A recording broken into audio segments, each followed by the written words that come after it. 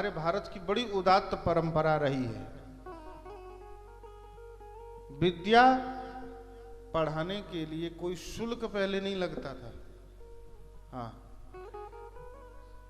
ये तो जब तुम पाश्चात्य संस्कृति के वशीभूत हो गए तब से सब चीज, सब अर्थ प्रधान हो गया।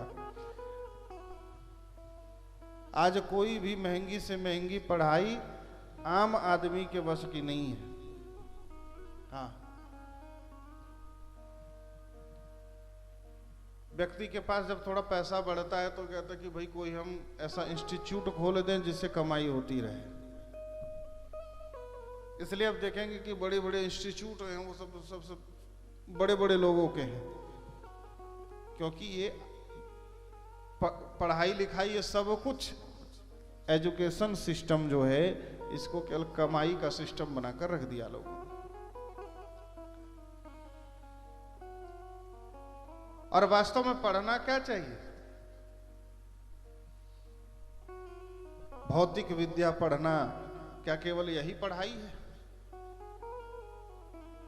भौतिक ज्ञान ले लेना, संसार का सारा ज्ञान ले लेना, भौतिक शास्त्र पढ़ लेना, रसायन शास्त्र पढ़ लेना, जीव विज्ञान पढ़ लेना, सब जान गए, पदार्थ के बारे में जानने लगे। केवल यही पढ़ाई नहीं। वास्तविक विद्या क्या है? जो मुक्ति दे दे वो विद्या है, जो मुक्त कर दे। सा विद्या या विमुच्यते, वह विद्या जो मुक्त कर दे जीवों को। पर वो पढ़ाई हम नहीं जानते। हाँ, इसलिए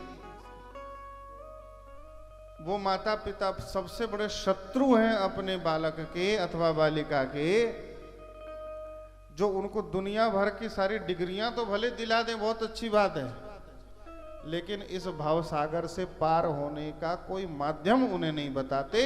वो सबसे बड़े शत्रु हैं। हाँ, क्योंकि भाई यह मानव जन्म बार बार नहीं मिलेगा।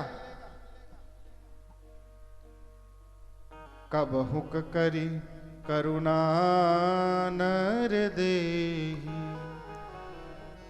और देत ईश बिनु हेतु स्नेहि। भिन्न भिन्न योनियों में भटकने के बाद जब भगवान को दया आती है, करुणा आती है, तब जीव को मनुष्य शरीर प्रदान करते हैं कि इस शरीर को प्राप्त करके अपने कल्याण का ये उपाय कर लेगा। परंतु मनुष्य शरीर प्राप्त करने के बाद भी वो इस भवसागर से पार होना नहीं चाहता। फिर से वही गधा सूअर कुत्ता बनने के लिए वो वही कर्म कर रहा है। इसलिए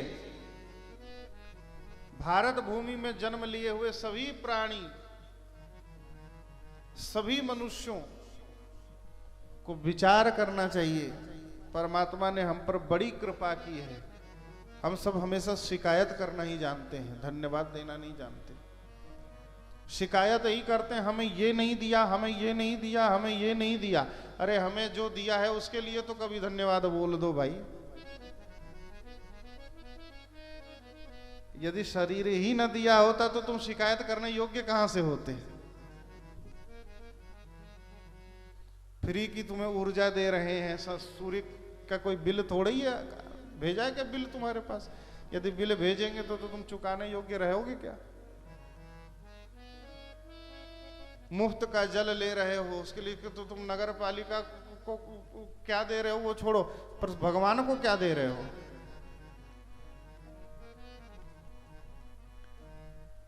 सब कुछ तो भगवान ने फ्री में दे। कोरोना का समय आया तो लोगों ने ऑक्सीजन का सिलेंडर भी लोगों को खरीदना पड़ गया।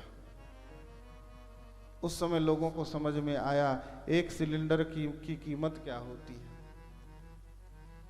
और वही भगवान, उन्होंने कोई हिसाब नहीं लिया। जन्म से लेकर आज तक न जाने कितनी सिलेंडर हमने खाली कर दिए, उसका कोई हिसाब भगवान ने लिया क्या हमसे? हम धन्यवाद देना नहीं जानते। बड़ी कृपा की भगवान ने, मनुष्य बनाया। मनुष्य बनाकर यदि कहीं पर अन्य जगहों पर जब मनुष्य बना दिया होता तो भी हमारा कौन सा कल्याण हो जाता। लेकिन भारतवर्ष में सनातनी हिंदू के रूप में जन्म दे दिया। महाराज भवसागर से तरने के लिए इतने शास्त्र, इतने संत, इतने सदगुरु प्रदान कर दिए, और व्यक्ति कह के कुछ नहीं हो तो अपना नाम इतना सीधा सरल सा प्रदान कर दिया। भगवान के नाम में वो सामर्थ्य है कि व्यक्ति केवल नाम का आश्रय ग्रहण कर ले तो निश्चित रूप से भवसागर से तर सकता है। कलिकाल में ज्ञान वैराग्य की बात छोड़ दो, ये सारे साधन इन्हें संपादित करने के लिए व्यक्ति में सामर्थ्य और उसकी बुद्धि नहीं। हाँ, लेकिन एक नाम है, भगवान का नाम एक उपाय है, भगवान का नाम जिसे हर कोई ग्रहण करके अपना कल्याण कर ही सकता है। सुगमम भगवन नाम जिह्वा च वशवर्तिनी, इतना सुंदर सरल सीधा नाम भगवान का। तो भगवान कहे कि जो जिस योग्य हो उसे उसी प्रकार की चीज बताकर उसका कल्याण कर दिया जाए। ऐसी भगवान ने कृपा की हमारे ऊपर।